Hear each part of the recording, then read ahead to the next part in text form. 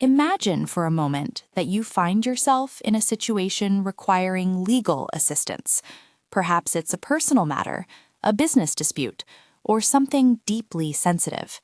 You sit down with your attorney, ready to lay bare all the details, the good, the bad, and the truly private. What allows you to speak freely, without holding back? It's the expectation that what you share will remain confidential. Today, we're peeling back the layers on a cornerstone of our justice system, confidentiality in court. Far from being a dry legal term, it's a living principle that shapes how justice is sought and delivered. We'll explore what it truly means in real court cases, why it's so vital, and the delicate balance it strikes between protecting individual privacy and upholding public access to the courts. At its heart, confidentiality in court refers to the legal and ethical obligation to protect sensitive information disclosed throughout legal proceedings. This isn't just about keeping secrets, it's about fostering trust, enabling open communication, and ensuring that everyone, from individuals to large corporations, can pursue justice effectively. It's a complex balancing act, often weighing heavily against the public's right to access judicial records and proceedings. This protection covers a vast array of sensitive data gathered during trials, depositions, and other legal processes. Think of transcripts, recordings, notes, any piece of information that, if disclosed without authorization, could cause significant harm or disadvantage.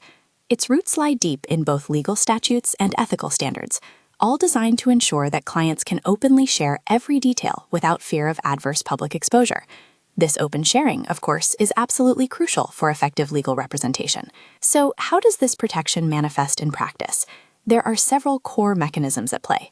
Perhaps the most well-known is attorney-client privilege. This is a cornerstone, fiercely protecting communications between a lawyer and their client when seeking legal advice. Importantly, this privilege belongs to the client, meaning only they can invoke it or choose to waive it. It's their shield. Then we have the Work Product Doctrine. This doctrine shields documents and materials prepared by an attorney specifically in anticipation of litigation. Its purpose is to protect the attorney's mental impressions, legal theories, and strategies, ensuring they can develop their case without their preparations being exploited by the opposing side. Courts also utilize protective orders. These are formal court orders issued, often during the discovery phase of a case, to prevent annoyance, embarrassment, or undue burden when sensitive information is being exchanged. A protective order might dictate specific terms for disclosure, or even forbid certain revelations altogether. While court proceedings are generally public, there are exceptions. Sealed court documents and private hearings allow for certain hearings or documents to be sealed. This happens when confidential information, like financial matters, trade secrets, national security details, or information pertaining to vulnerable parties, such as children, needs to be protected from public view. Another common mechanism, particularly in civil disputes, involves confidentiality agreements and settlements, often called non-disclosure agreements or NDAs. These are legally binding provisions that restrict parties from disclosing the terms of a settlement or even the existence of the agreement itself. They're frequently used to limit public knowledge, protect reputations, or prevent future litigation. What kind of information falls under this umbrella? The list is extensive. Trade secrets, customer lists, proprietary business information, personal financial details, social security numbers, and especially information pertaining to crime victims or minor children. And when sensitive data must appear in public documents, redaction is the practice of obscuring those specific sensitive parts. Think of the blacked-out lines you sometimes see in released government documents. This intricate system involves many players, each with a crucial role. Clients and litigants are, of course, at the center, as it's their information being protected, and they hold the attorney-client privilege. Attorneys and lawyers bear the primary ethical and legal responsibility for upholding client confidentiality and asserting these vital privileges. Judges and courts oversee the entire application of confidentiality rules. They issue protective orders, decide on requests to seal documents, and constantly strive to balance privacy with public access.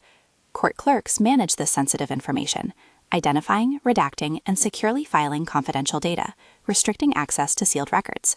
Even court reporters have a duty to protect sensitive information they encounter while documenting proceedings. Beyond individuals, companies and businesses are frequently involved in litigation where commercially sensitive information is at stake. And government agencies may be involved in cases where national security or government secrecy mandates strict confidentiality. Even third parties like experts, consultants, or agents working under an attorney's direction may be bound by these same confidentiality obligations. Confidentiality in court isn't a static concept. It's constantly evolving, especially with the rapid pace of technological change. The increasing digitization of legal processes, while efficient, introduces new vulnerabilities. Cyber threats and data breaches are a growing concern, posing significant challenges to maintaining confidentiality in our interconnected world. Another evolving aspect is the responsibility for identifying and redacting confidential information. In some jurisdictions, this duty has shifted from court clerks to the filing parties themselves, meaning lawyers and self-represented litigants. This raises concerns about potential oversights and inadequate protection, as not everyone is an expert in identifying every piece of sensitive data. A relevant mechanism gaining traction is pseudonymity, where individuals' identities are protected in court filings.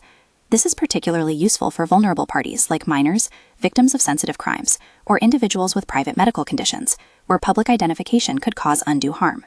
It's a way to ensure justice without sacrificing individual privacy. But like any powerful principle, confidentiality isn't without its challenges and debates. There's a continuous tension between the fundamental principle of public access to court proceedings, the idea that justice should be seen to be done, and the very real need to protect private and sensitive information. This balancing act is a constant source of discussion and legal maneuvering. The use of confidentiality clauses in settlement agreements, those NDAs we discussed, is another area of controversy. Critics argue that these can prevent the disclosure of information vital to public health, safety, or that could expose systemic wrongdoing. For example, if a product defect is settled with an NDA, the public might never know about the danger. And while confidentiality agreements are legally binding, their enforceability can vary. Once information is disclosed, it's often impossible to undisclose it, leading to debates about appropriate remedies for breaches. In high-profile cases, maintaining confidentiality becomes particularly challenging, with intense media and public scrutiny creating immense pressure for disclosure. Looking ahead, the future of confidentiality in court will undoubtedly be shaped by this ongoing struggle to balance public access with individual privacy. The evolving landscape of digital security and the refinement of legal and ethical guidelines will play significant roles. The increasing reliance on technology will continue to present both opportunities for more efficient data handling and significant challenges in securing sensitive information against new and ever-changing threats. The debate around responsibility for data protection and the proper scope of confidentiality mechanisms, including pseudonymity and NDAs, will persist. Courts and legal professionals will continue to adapt to this complex and dynamic environment, striving to uphold the foundational principles of justice while navigating the realities of a rapidly changing world. Ultimately, confidentiality in court is more than just a legal formality. It's a profound commitment to protecting personal and sensitive information, enabling honest communication, and ensuring a fair and just legal process for all. Understanding these principles helps us appreciate the intricate mechanisms that underpin our justice system and why sometimes what we don't hear is just as important as what we do.